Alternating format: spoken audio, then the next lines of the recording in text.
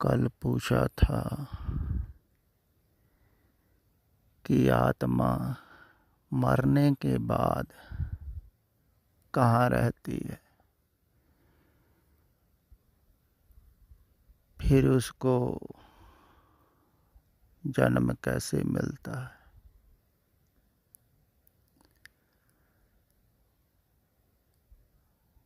इसको समझने के लिए ही ना समझें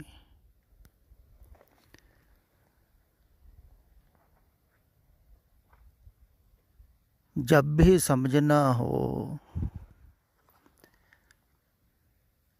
साधना के लिए समझें।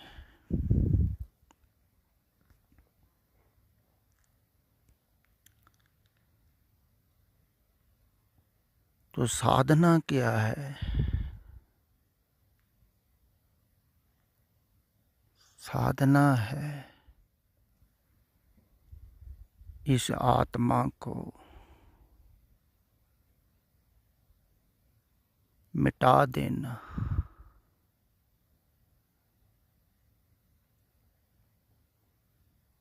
या प्रभु में लीन कर देना। एक ही बात है, आत्मा परमात्मा एको करे, अंतर की दुविधा अंतर मरे।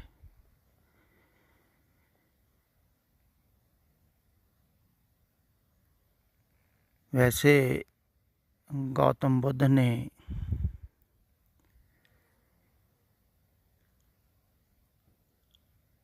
आत्मा को मैं का हूँ का नाम दिया है। जब हम आत्मा कहते हैं ना, वो कहते हैं हाँ, तो इधर हाँ को मारने के लिए कहा है बाबे नानक ने।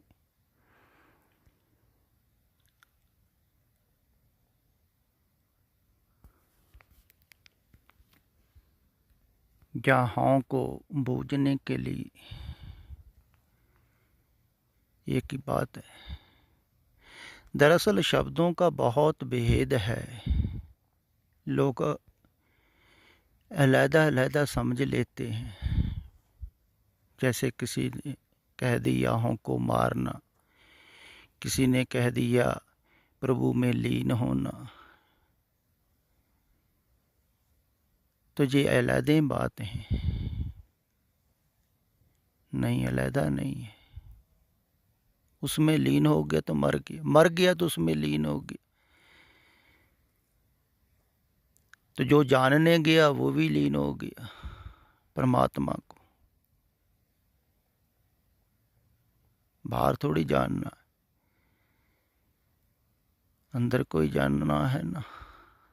तो जाओ, जाता गया अंदर, वो गुम होता गया, खोता गया। जैसे कहते हैं ना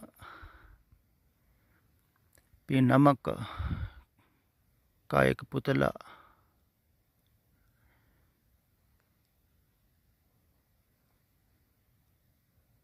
था पाने गया समुद्र की, कि जिससे मैं पैदा हुआ हूँ, देखो कितना बड़ा है, पता तो लगे ना। कहते उसने छलांग लगा दी समुद्र में।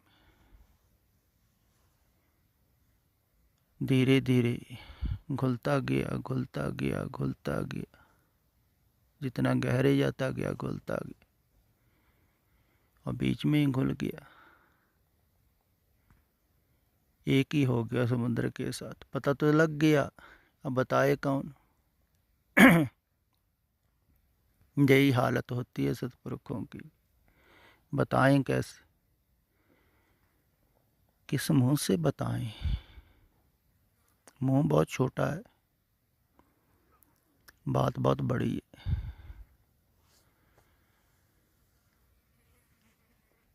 तो जो खोजने गया वो खो गया, कहते हैं ना।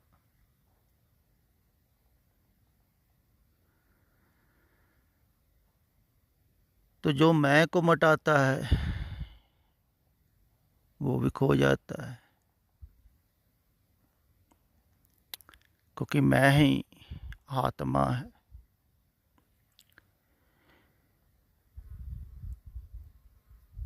ये आत्मा पैदा कैसे होती है? जहाँ मैं कह लूँ, जो वास्तविक में तुमको परमात्मा से अलहदा करती है, तुम्हारी होंद बनाती है एक अलहदा इकाई, वो पैदा कैसे होती है?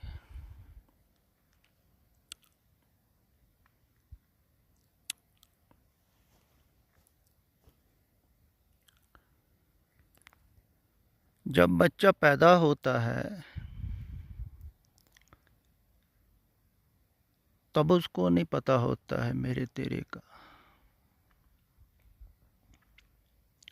धीरे धीरे देखता है माँ को आते जाते, दूध पिलाती चले जाती, धीरे धीरे वो भिन्न देखता है, ते अपने आप को अलहदा पाता है। फिर ऐसे ही धीरे धीरे दिमाग विकसित होता है।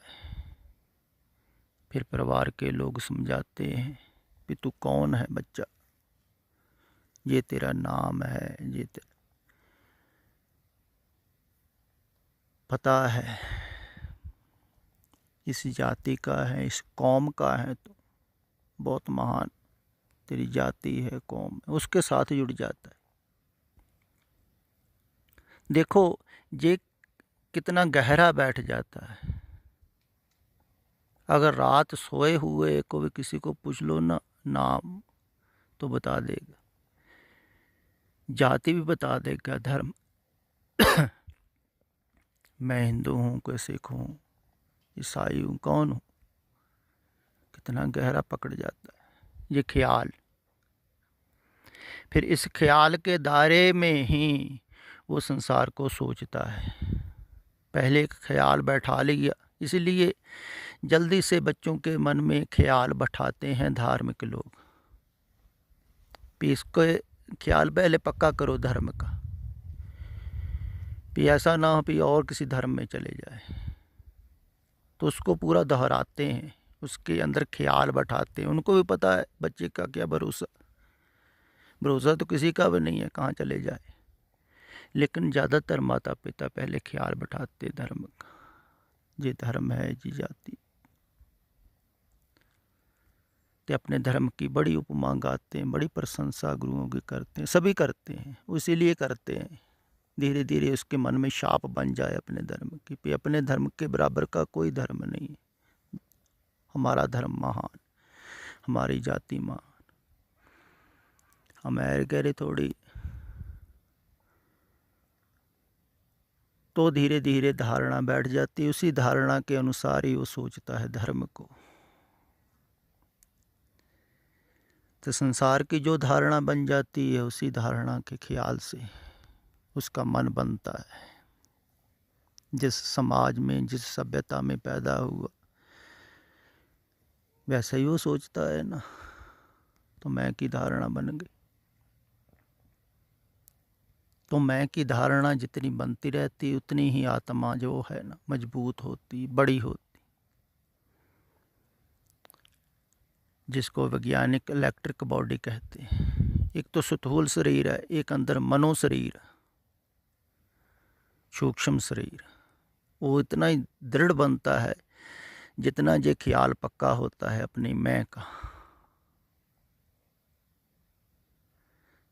तो जिसका मैं का ख्याल बहुत ज़्यादा पक्का हो जाता है, तो वो जब मरता है तो जो सूक्ष्म शरीर है, इलेक्ट्रिक बॉडी, वो तो नहीं मरती है, वो ख्याल की बॉडी।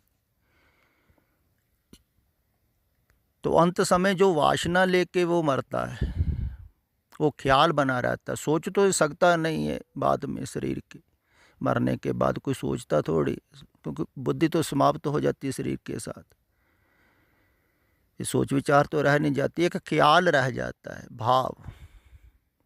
तो जो भाव लेके वो मरा, वही भाव में आगे चलता है ख्याल में। इसीलिए कोई दुखदाई ख्याल में मरा, कोई हिंसा के ख्याल में मरा, किसी तो वैसे ही ख्याल में वो आगे चलता है।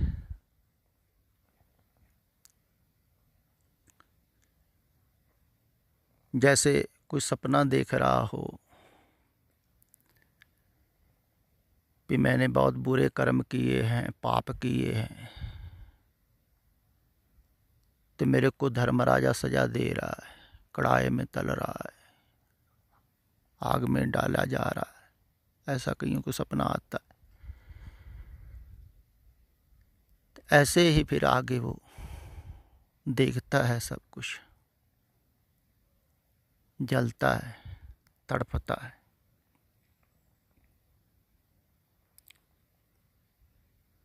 कहते हैं धर्मराजा लेखा जोखा करता है। पापी कर्म कमावंदे करदे हाय हाय, नानक ज्यों मत्थण माताणियां त्यों मत्थे धर्मराय। धर्मराय मथता है, उनको तड़पाता है। धर्मराय कौन है?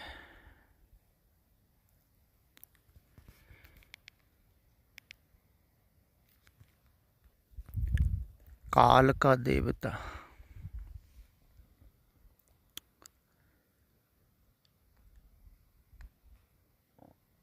जो भी कर्म आप करते हैं मन से,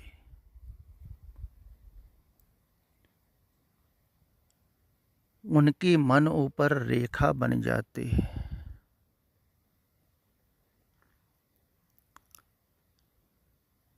जो अपने समझ के करते हैं उसको मोह कहते हैं, ममता। इसको ही माया क्या है।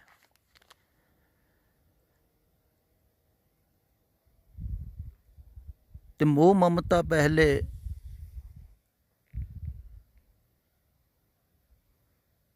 तो अपनों पर होती है, अपने बच्चे हैं उनको पालना है। लेकिन जो ये बो रहा है या बो रही है ये कर्म, इसका फल पकने में तो देर आएगी ना। देर से पकता है फल। पहले फसल बो, फिर समय लगता है। इसलिए मोह ममता पहले होती है, धीरे धीरे धीरे धीरे वो गहरी हो जाती है, लगाव गहरा हो जाता है। लगाव का कर्म किया, बंधन में बंध गए, ये कर्म कर लिया। तब इसकी सजा क्या है? सजा है दूरी। जब दूरी होगी इनसे, सदा तो साथ रहोगे नहीं, किसी के साथ कोई नहीं रहा है सदा। आखिरकार तो जाना ही है, मरना ही है। तो जब भी दूरी होगी तभी पीड़ा होगी, तभी तड़पण होगी। वो पाप है, पाप की सजा है, काल ने दी, समय के अनुसार मिली। जो समय में आपने कर्म किया तो उसका नतीजा मिला। यही है पाप कर्मों की सजा। जो भी आप कर्म कर रहे हैं ना, जो भी सोच रहे हैं, उसकी रेखा मन के ऊपर बन रही है। तो वही कर्म का फल मिलता है अंत समय में। क्योंकि जो भी निचोड़ है जिंदगी का, वो अंत समय सामने आ जाता है।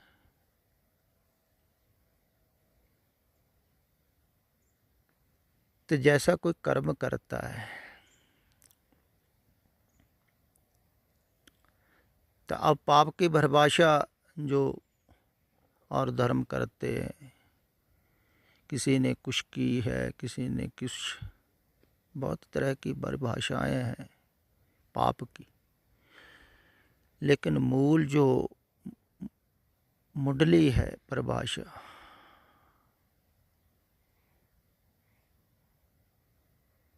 कि सभी पाप शुरू कहाँ से होते हैं,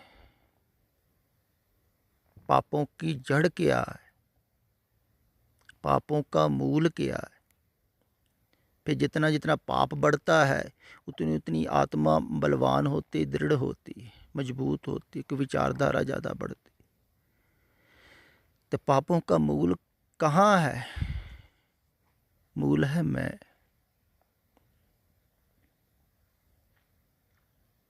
से शुरू हुए।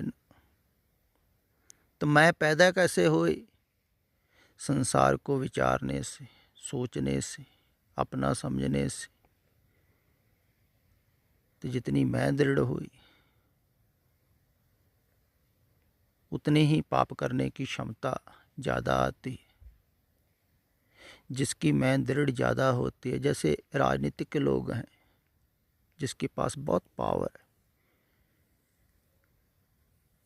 तो उसकी उतनी ही मैं दृढ़ है ना, तो वो छोटे मोटे पापों से पता ही नहीं चलता उसको, बहुत होते रहते हैं, क्योंकि उसकी दृढ़ होगी, मैं बहुत कठोर होगी।